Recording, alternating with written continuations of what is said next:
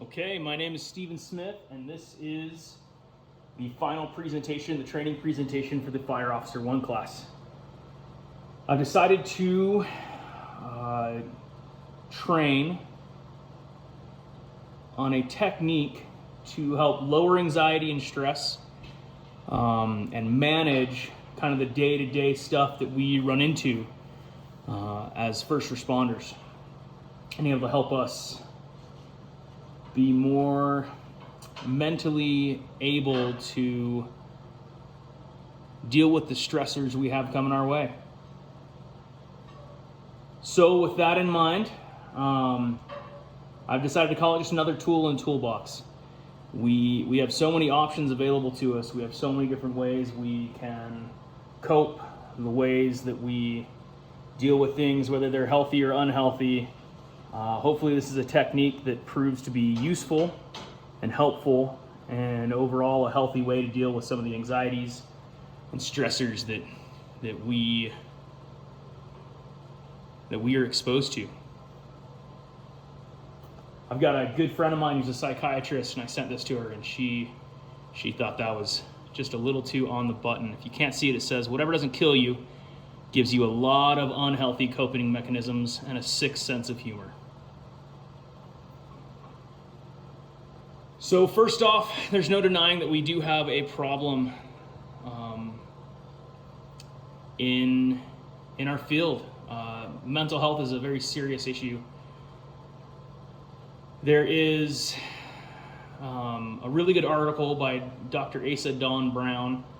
This is just a few of them. This one and the next slide both have just a few good chunks from his article online. There's ample evidence suggests that many first responders deny or resist seeking mental health care due to a long-standing stigmatization. Research literature suggests that for many, there is an underlying fear of being subjected to ridicule, prejudice, discrimination, and labeling. Sadly, the truth is that these issues are often perpetuated by those who lack a clear understanding of mental health care and mental illness. And the bottom line is that this stigmatization is stigmatizing that which is normal.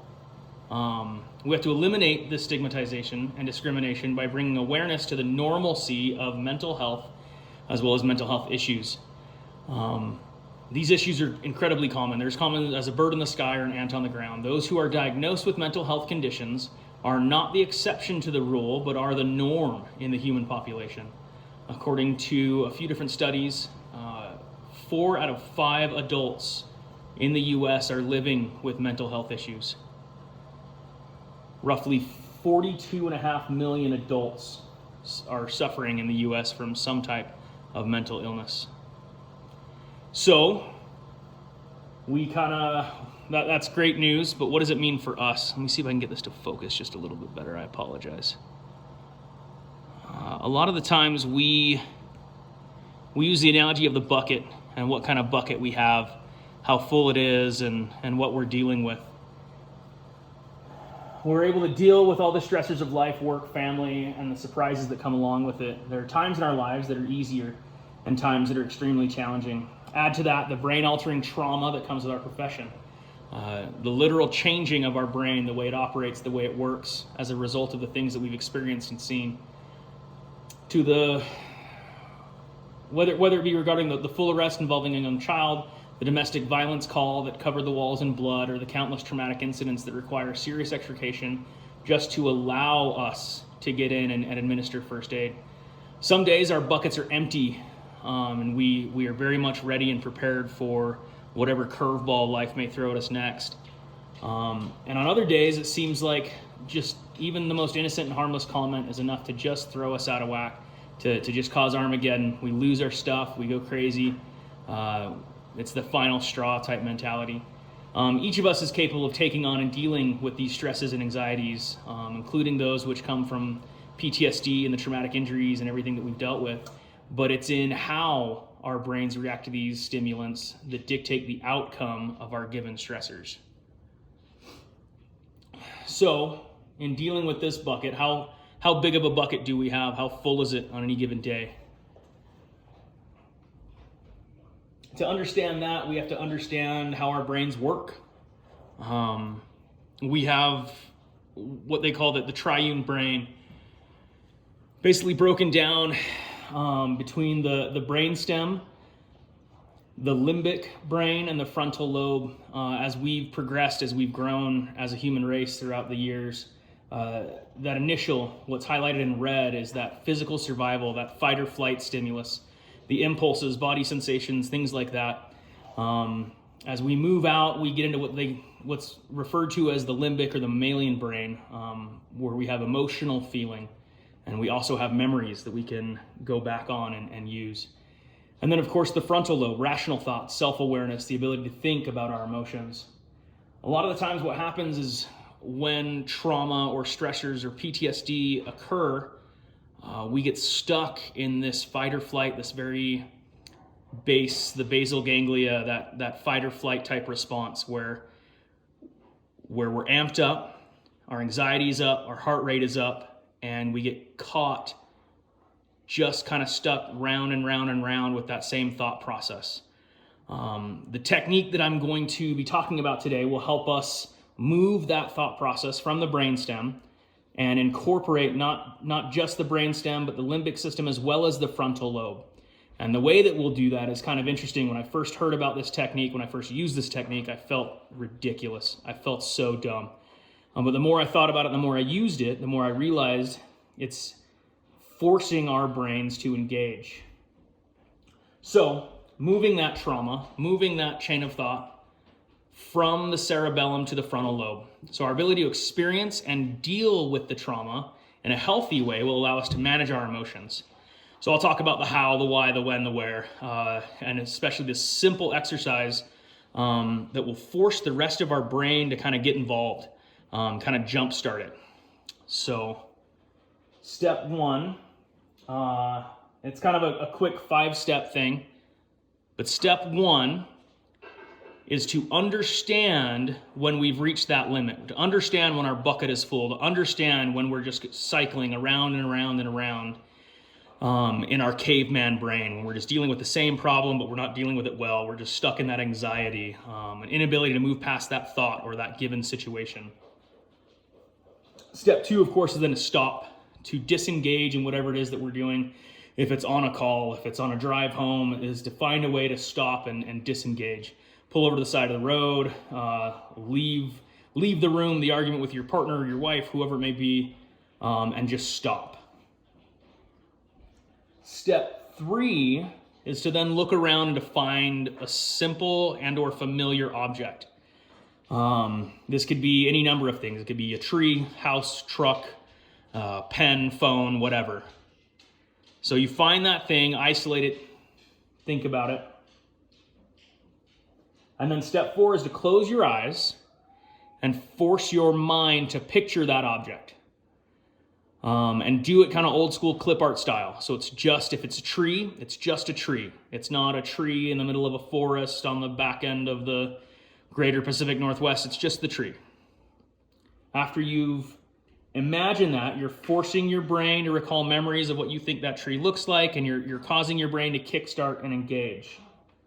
The next step is that you have to spell it out loud.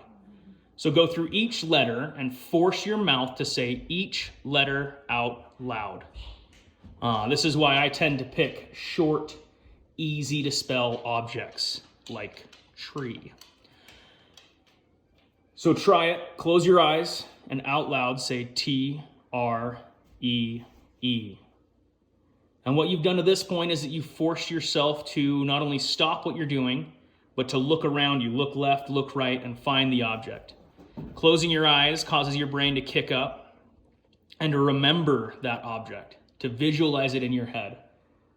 And then as you spell it out loud, you're engaging the rest of your mind. You're engaging your mouth and tongue and all the brain that requires to do that.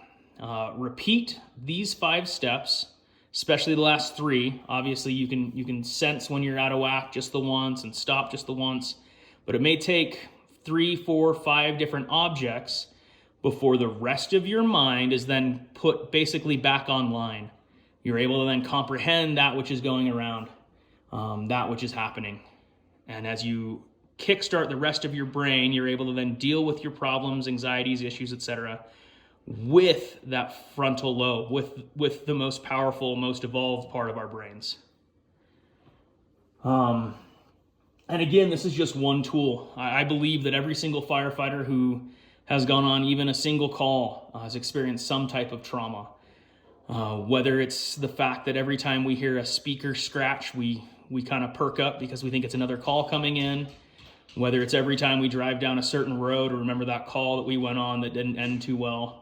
Whatever it may be, I believe that trauma has been involved in all of our lives. It's affected the way we use our buckets. It's affected how full our buckets are on a day-to-day basis and how much more we can take.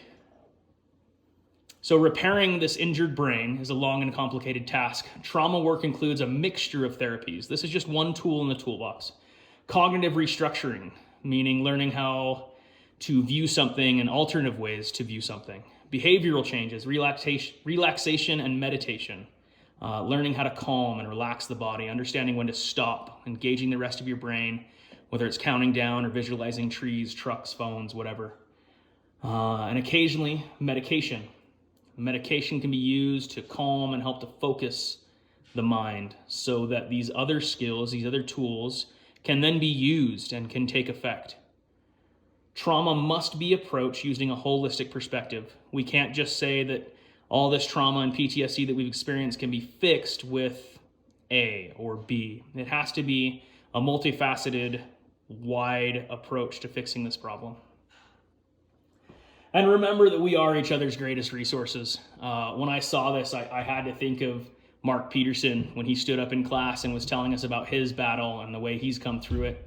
I hope you don't mind, Mark. I've quoted you at the bottom there. But regardless of what we're going through, we need to be confident. And we need to know that others have walked these same roads. They've fought these same battles. And that we need to be able to rely on one another through these tough times and throughout the rest of this career. Our mental health needs to be taken seriously, and it needs to be pushed to the forefront of the battles that we face. So even if you do feel as crazy as a clown, just know that you're not the only one. All right, I hope this worked. Appreciate it. Let me know if you have any questions. Thank you.